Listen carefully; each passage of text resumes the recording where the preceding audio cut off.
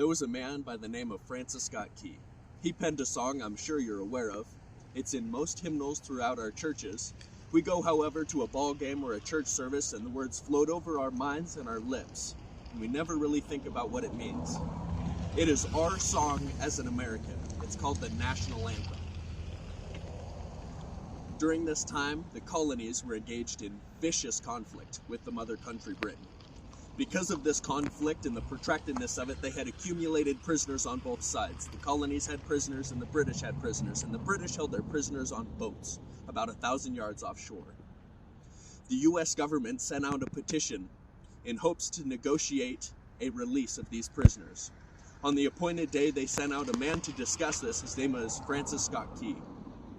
On the appointed hour, he went out on a rowboat to negotiate with the British officials.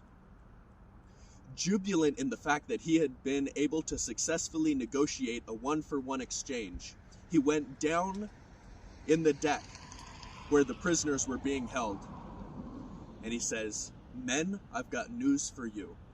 Tonight you're free. You'll be taken out of these boats, out of this filth, out of your chains."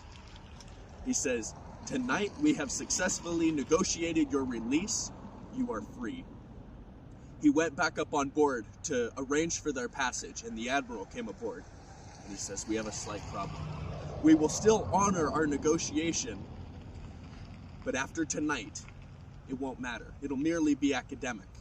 Francis Scott Key says, "What do you mean?" He says, "Do you see that fort right over there, Fort Henry? We are going to remove it from the face of the earth." Francis Scott Key says, "What do you mean?" He says, "If you will, scan the horizon of the sea." And as he looked, he could see hundreds of little dots. The admiral says, "That's the entire British war fleet.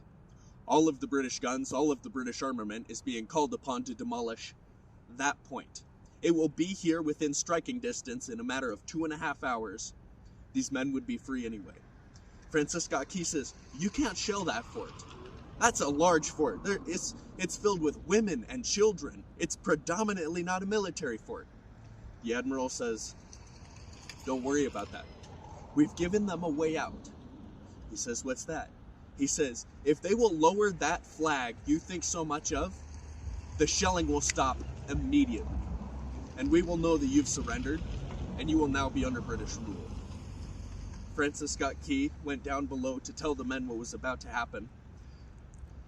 They asked, "How many ships?" He says, "Hundreds." And he says, "I'll go up on board, and I'll report down what's going on."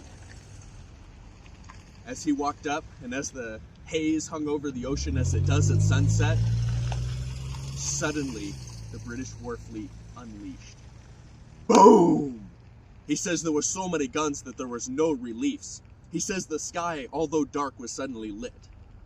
He says every time a bomb would explode and it would be near the flag, you could see the flag in the illuminated red glare of that bomb, and he would report down to the men below, the prisoners, who would report, "It's still up. It's not down." He says all that he could hear from the men down below is, "Tell us where the flag is. Is the flag still flying over the rampart? Tell us." 1 hour, 2 hours, 3 hours into the shelling, the admiral came aboard. He says, "Your people are insane. What's the matter with them? Don't they understand this is an impossible battle?"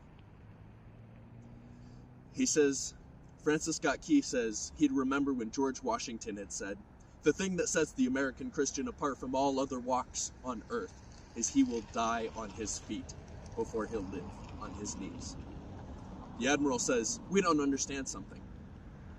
Our reconnaissance tells us that that flag and that flagpole has been hit directly again and again and again, and yet it's still flying. We don't understand that."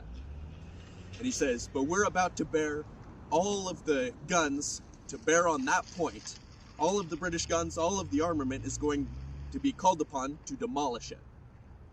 And he says from down below, all he could hear was the men, the prisoners, saying the prayer, "God keep that flag flying where we last saw it." Sunrise came, and immediately Francis Scott Key went into Fort Henry to see what had happened. And what he had found had happened was that that flag and that flagpole had suffered repetitious, direct hits. And when it fell, but men, fathers, that knew what it meant for that flag to be on the ground, although knowing that all of the British guns were trained on it, walked over and held it up, humanly, until they died. Their bodies were removed and others took their place. Francis Scott Key says that what held that flagpole up at that unusual angle were patriots' bodies. He penned the song, "Oh say can you see by the dawn's early light, where so proudly we hail at the twilight's last gleaming. For the rocket's red glare, the bombs bursting in air, gave proof through the night that our flag was still there.